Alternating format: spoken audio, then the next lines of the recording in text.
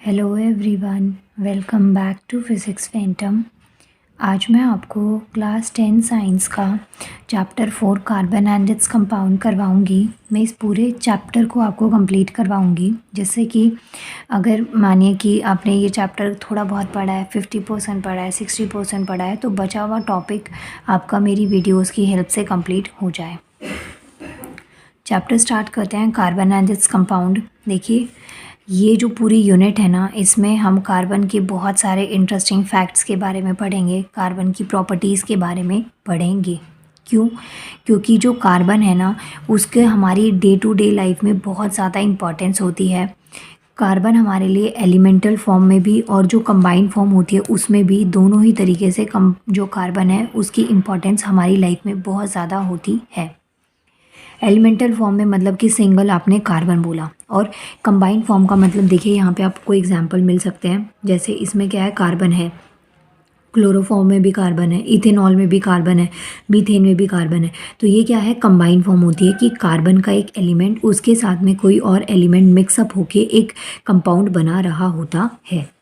सो ये जो यूनिट है इसमें हम यही सब चीज़ें पढ़ेंगे, क्योंकि अभी मैंने आपको बताया कि जो कार्बन है ना, इसके बहुत ज़्यादा इम्पोर्टेंस होते हैं एलिमेंटल फॉर्म में भी, सिंगल फॉर्म में भी और कंबाइंड फॉर्म में भी। दोनों ही तरीके से कार्बन हमारे लिए बहुत ज़्यादा बेनिफिशियल होता है। सो अगर हम इसकी बात करें कार्बन की, तो देखिए यहाँ पे चाहे फूड हो, क्लोथ्स, मेडिसिन, बुक्स, जितनी भी चीज़ें होती हैं ना, वो सब जो होती हैं उसमें कार्बन का एक इम्पॉर्टेंट रोल प्ले रहता है। इवन जो हमारे लिविंग स्ट्रक्चर होता है, जैसे ह्यूमंस हैं, एनिमल्स हैं, तो इन सब में भी जो स्ट्रक्चर होते हैं ना, वो कैसे होते हैं, कार्बन बेस्ड स्ट्रक्चर होते हैं। आपने देखा होगा जब कोई भी ह्यूमन बॉडी आफ्टर डेथ हम जब उनको जला देते हैं तो वो एक राख की फॉर्म में कन्वर्ट हो जाता है, ब्लैक एंड ग्रे में। तो ये क्या है, एक एग्जांपल बता रखा है कि जो जितने भी लिविंग स्ट्रक्चर्स होते हैं वो सबके सबके इस पे बेस्ड होते हैं, कार्बन के ऊपर बेस्ड होते हैं। अब आप कुछ भी खा रहे हैं, जो भी आप नेचर में एग्जिस्ट कर रहे हैं, उन सब में चीज़ें क्या आ रही हैं, कार्बन आ रही हैं। तो इट मीन्स कि जो कार्बन है ना, वो बहुत ज़्यादा अमाउंट में हमारी अर्थ क्रस्ट पे होना चाहिए, लेकिन ऐसा भी नहीं होता है। जो अर्थ क्रस्ट है ना, अगर उसमें डेटा देखा जाए तो 0.2% जो कार्बन है ना, वो सिर्फ और सिर्फ हमारी अर्थ क्रस्ट पे प्रेजेंट होता है, सिर्फ इतना परसेंट। देखिए कितना कम परसेंटेज है। 0.2% कार्बन किस फॉर्म में प्रेजेंट होता है, मिनरल्स की फॉर्म में। मिनरल्स में क्या क्या आते हैं, जैसे कार्बोनेट हो गया, हाइड्रोजन कार्बोनेट हो गया, कोल, पेट्रोलियम। तो इन सब में जो कार्बन प्रेजेंट होता है वो होता है 0.02%। और जो हमारा एटमॉस्फेयर है, वातावरण है, जिसमें कि गैस की फॉर्म में कार्बन प्रेजेंट होता है, तो वो होता है 0.03%। आपको क्या चीज़ यहाँ पे ध्यान में रखनी है, ये डेटा आपसे वनडे एग्ज़ाम में, कॉम्पिटिटिव एग्ज़ाम की जब आप प्रिपरेशन करते हैं तो वहाँ पे ये आपके लिए बेनिफिशियल है कि आपसे ये पूछ लिया जाए कि जो कार्बन है ना, वो कितने परसेंट मिनरल की फॉर्म में प्रेजेंट होता है, तो 0.02%। और कितने परसेंट एटमॉस्फेयर में प्रेजेंट होता है, तो वो होता है 0.03%। जो कार्बन डाइऑक्साइड है उसकी फॉर्म में एटमॉस्फेयर में जो कार्बन है वो प्रेजेंट होता है। तो ये सब चीज़ें जो है ना मिल के, मतलब अर्थ क्रस्ट में प्रेजेंट है, एटमॉस्फेयर में भी प्रेजेंट है, और तो इन सब चीज़ों की वजह से कार्बन की जो इम्पोर्टेंस है ना, वो बहुत ज़्यादा अमाउंट में हमारे लिए अवेलेबल प्लस इम्पॉर्टेंट हो जाते हैं। बल्कि देखा जाए तो जो कार्बन है ना, वो बहुत स्मॉल अमाउंट में प्रेजेंट होता है नेचर में, लेकिन फिर भी इसके जो इम्पोर्टेंस होते हैं कार्बन के, वो बहुत ही ज़्यादा हैं। ये जो पूरी यूनिट है ना, आप इसमें यही सब चीज़ें पढ़ेंगे। और ट्रस्ट में, अगर आप इस यूनिट को, इस चैप्टर को अभी अच्छे से पढ़ लेंगे ना, सो अगर आप 11-12 में साइंस लेते हैं तो ये स्ट्रक्चर्स और ये सब चीज़ें आपकी उस टाइम पे बहुत ज़्यादा हेल्प करेंगी। अब देखते हैं बॉन्डिंग इन कार्बन। बॉन्डिंग का मतलब है जो कार्बन है ना, जैसे मैंने यहाँ पे लिखा CH4, तो यहाँ पे क्या है, C stand for carbon, H for hydrogen.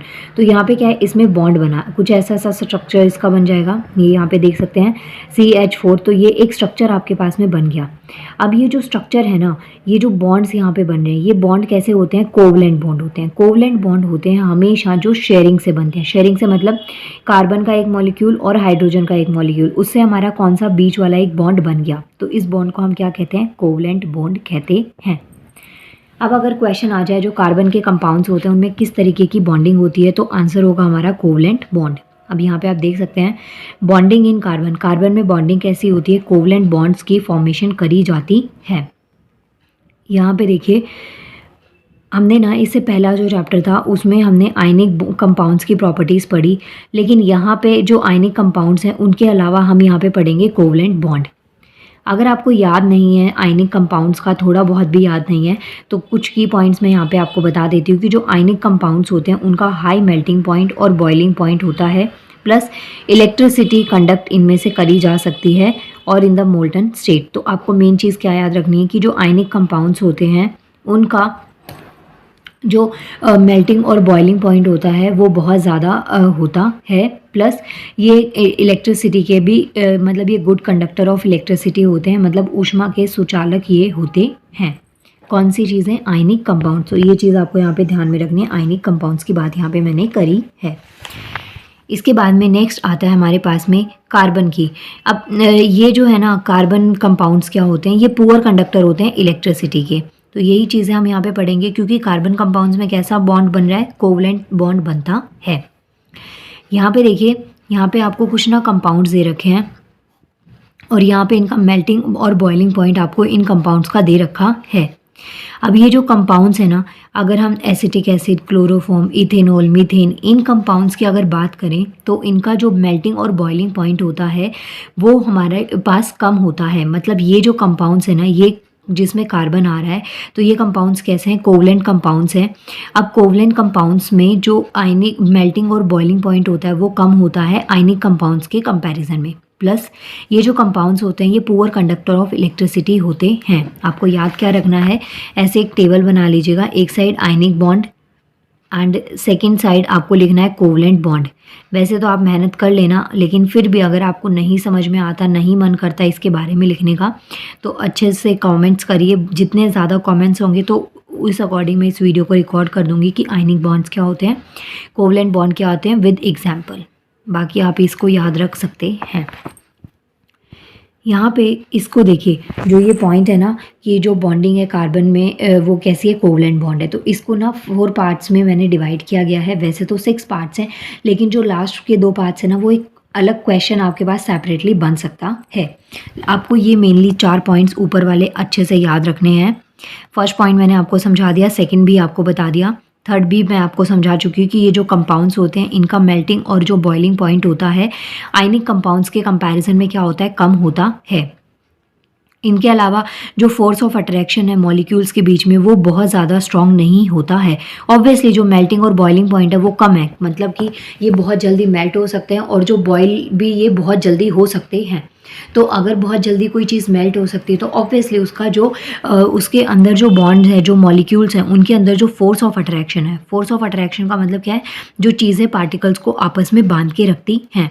तो जो इनका फोर्स ऑफ अट्रैक्शन है मॉलिक्यूल्स का वो क्या है, बहुत ज़्यादा स्ट्रॉन्ग कोई नहीं है। तो ये चीज़ आपको यहाँ पे याद रखनी है। और ये जो कंपाउंड्स होते हैं ये मोस्टली नॉन कंडक्टर या फिर पुअर कंडक्टर ऑफ इलेक्ट्रिसिटी होते हैं, लेकिन आयनिक कंपाउंड्स इसके वाइस वर्सा होते हैं, इसके ऑपोजिट होते हैं। ये पॉइंट्स आप यहीं से भी, इवन जो आयनिक और कोवलेंट कंपाउंड्स है ना, इनका डिफरेंस आप यहीं से भी पढ़ सकते हैं। इसके बाद में नंबर 5 पे आता है हमारे पास जो एटॉमिक नंबर होता है कार्बन का, वो क्या आता है, 6 होता है। अगर इसकी इलेक्ट्रॉनिक कॉन्फ़िगरेशन देखिए कार्बन की, तो ये हो गया He stands for helium, 2s2 2p2 sp,d,f। ये हमारे पास 4 ब्लॉक्स होते हैं पीरियोडिक टेबल में। 1s2 2s2 2p2 इस फॉर्म में इस आंसर को लिखा हुआ है। तो ये 5 पॉइंट्स हो गए। आपको याद में रखना है कि जो बॉन्डिंग होती है कार्बन में कोवलेंट कंपाउंड में वो कैसी बॉन्डिंग होती है, तो यहाँ तक का आपको आंसर लिखना है। इसके बाद में ये जो क्वेश्चन है ये हमारा एक सेपरेट क्वेश्चन में आता है, जिसको मैं नेक्स्ट पार्ट में कंटिन्यू करूँगी। आप यहाँ तक का अब इसको पढ़िएगा। अगर आपको वीडियो अच्छी लगे, क्योंकि मैं ज़्यादा लेंदी नहीं बना रही हूँ, छोटे छोटे पार्ट्स बना के डालूँगी, आपका इंटरेस्ट डेवलप होगा तो ऑब्वियसली मैं इसको थोड़ा ज़्यादा तरीके से, मतलब कि ज़्यादा बड़ी वीडियो रिकॉर्ड कर दूँगी। नाउ मिलते हैं नेक्स्ट वीडियो में। इसके अलावा आप मुझे इंस्टाग्राम पर फॉलो कर सकते हैं, जिसका लिंक मैं इस वीडियो के डिस्क्रिप्शन में दे दूँगी। एंड प्लीज़ अगर आपको वीडियो अच्छी लगे तो वीडियो को लाइक करिएगा और चैनल को सब्सक्राइब भी करना। नाउ मिलते हैं नेक्स्ट वीडियो में। Thank you so much.